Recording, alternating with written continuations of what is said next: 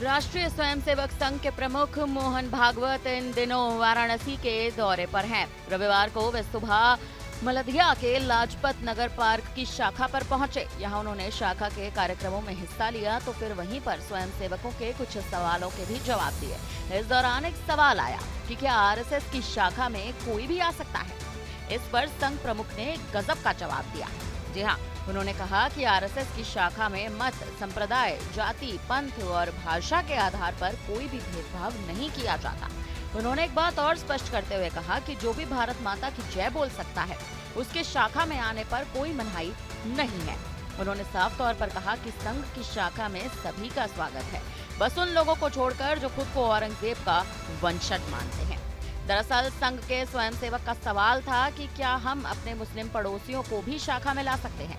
इसी के जवाब में संघ प्रमुख ने साफ तौर पर कहा कि संघ की शाखा के दरवाजे उन सभी के लिए खुले हैं जो भारत माता की जय बोलते हैं और भगवा ध्वज का सम्मान करते हैं। आरएसएस की विचारधारा में पूजा पद्धति के आधार पर भेदभाव का कोई विचार नहीं है। उन्होंने कहा कि उन तमाम लोगों को छोड़कर सभी यहाँ आ सकते हैं जो खुद को औरंगजेब का वंशज मानते हैं। संघ की शाखा में पूजा पद्धति के आधार पर कोई भी भेदभाव नहीं किया जाता। हमारी जाति, पंथ, संप्रदाय अलग अलग हो सकते हैं, लेकिन संस्कृति एक ही है।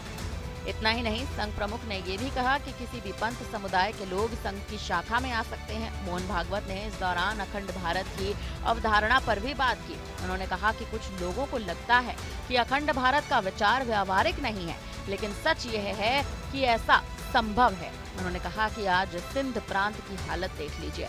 भारत से जिन तमाम हिस्सों को अलग किया गया था, उनके साथ आज भेदभाव की स्थिति हो रखी है। आरएसएस चीफ मोहन भागवत कहते नजर आए कि संघ में कभी भी किसी से भेदभाव नहीं किया गया। उन्होंने कहा कि हमारी शाखाओं में हमेशा से सबकी एंट्री रही है। अगर कोई मुस्लिम समाज का व्यक्ति भी हमारी शाखा में शामिल होना चाहता है तो बस उसे हमारी धारणा का और हमारे ध्वज का सम्मान करना होगा। फिलहाल मोहन भागवत का यह बयान अब सुर्खियों में है, क्योंकि अटकलें लगाई जा रही हैं कि मुस्लिम समाज की भी एंट्री आरएसएस में हो सकती है। फिलहाल इस पर अब आप क्या कहेंगे? आप हमें अपनी राय कमेंट करके जरूर दें।